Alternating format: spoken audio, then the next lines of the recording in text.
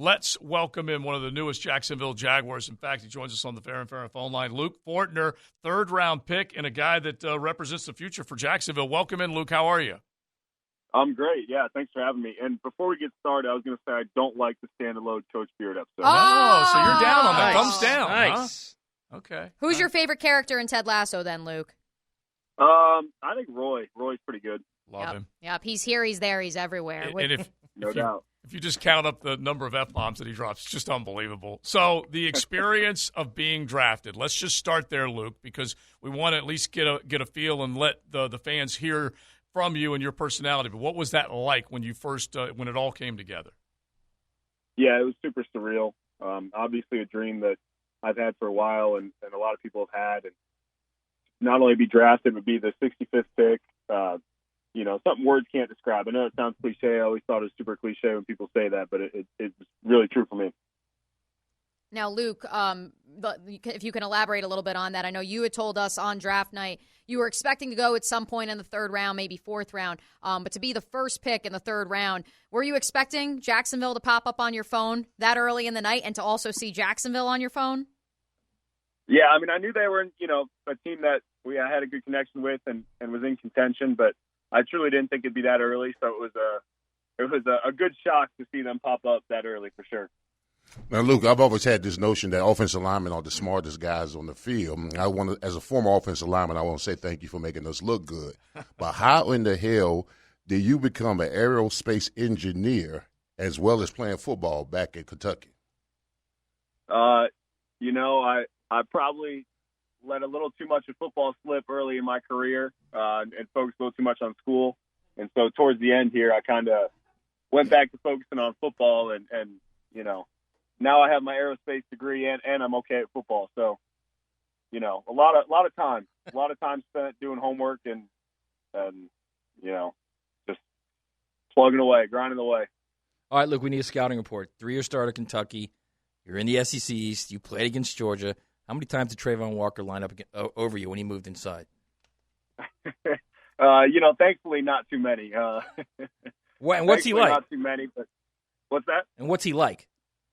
Trayvon Walker? Yeah. I mean, he's one of those guys that you pull up the defense of Georgia. We watched him all that week, and he's not flashy, but, man, he is everywhere at once. I mean, he doesn't, you see all those super, super incredible talented guys. You got, Nakobe Dean and Jordan Davis and all of them. And Trayvon Walker just sits there, does his job every single play, never out of position. Just an incredible defensive player. We're talking with Luke Fortner. He was selected by your Jacksonville Jaguars in the third round, and you're going to battle. You're going to be asked to be, I would think, a cross trainer. So tell us what conversations you have had from Doug Peterson and from Trent Baalke to this point. Yeah, I had a few conversations when I talked with them at the Combine, and, they just want a guy who can come in and be consistent across the board and play three positions inside there and just bring consistency to the offensive line and, hopefully help and try and protect Trevor Lawrence back there. Obviously an incredible player. So I think consistency is the main thing they touched on, and I feel like I can bring to the table. When it comes to the center position here in Jacksonville, Luke, that has been the one recession-proof model of consistency for this franchise. I'm curious if Brandon Linder, Brad Meester, some of those interior offensive linemen, have they been guys you've looked at? Or I know Devin joked with us he knew about the Duval champ, but other than that, he didn't know a ton about Jacksonville. What did you know in terms of the history of this team and the personnel? Yeah, after Josh Allen, showed up there, I definitely started watching a few more games. And Linder's obviously goes back to that consistency model of a guy who's always in the right spot, doing his job at a high level. And definitely one of those centers that I pulled up when I was watching some NFL tape, earlier in the process. Now, Luke, I mean, what's your mindset going into the OTAs, mini camps, and training camps? Because there's an opportunity at the left guard position and maybe even the center position to actually start. I mean, when you get drafted in the first 3 rounds, they're looking for players that are going to be impactful. Are you going to be that guy? Yeah, I definitely think I'm going to be impactful. Whether or not it's the starting job or providing a role as a role player on that offensive line. I'm coming in, and now that I'm part of the Jaguars organization, I'm looking to win games. So if winning games involves me out there playing, then that is what I'll be doing. And if winning games involves someone else out there playing, I'll be there providing all the support in every which way. So, Luke, I mean, you've had experience here. I mean, you were part of a build out at Kentucky. You guys, won 10 games twice in the last 4 years. Looking at Kentucky, real quick, what's the next step for that program right now? Because they're close right now. Yeah, they're very close. My first year, I came in and we lost to Southern Miss at home the first game. And I'm leaving now after a 10-win season. Beating teams like Florida. In contention with teams like Georgia. So that next step for them is to beat Georgia. I mean, that's what it comes down to. The SEC East, you have to go through Georgia, and that's what their number one focus is this year. Talk with Luke Fortner, former Kentucky Wildcat lineman, now your Jacksonville Jaguars offensive lineman. Spend another minute on Mark Stoops and just describe what you have learned from him as far as just how he was able to do what you just described. Yeah, it's for Mark Stoops and that whole program. It's all about the little things. And when I came in, they went 5-7 and 7-5. You just had to learn that you're not going to take that 5-7 to 10-win season jump, in one step. It's all about continuing to build on the little things, having guys like Josh Allen who become incredible leaders and step up in the locker room. That stuff takes time. That's not an overnight transition. And so just that idea of being patient and working towards those little steps every single day is what makes the big things happen. That's what I learned from Mark Stoops. Do you have a favorite in the Kentucky Derby this weekend, Luke? Did you ever get out there during your time in the Bluegrass State? I got out there. I haven't looked at the favorites yet. I need to make some wagers for sure.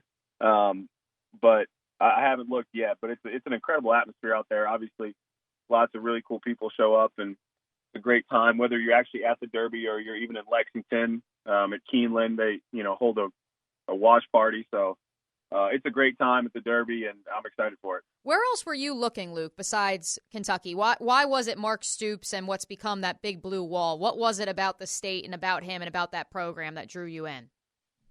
Yeah, for me, I was not a highly recruited guy at high school. I came into a class with 2, 4, and 5-star offensive linemen, and they started early. And I was a developmental project for Mark Stoops, and he took a chance on me. And, it took a few years, but I finally figured it out. And I showed up at Kentucky, and, just the people and the fans and the atmosphere was one of a kind. You get to play in the SEC. And honestly, I saw what they were building and the slow progression Coach Stoops had and where that was headed. And thankfully, I got to be a part of it.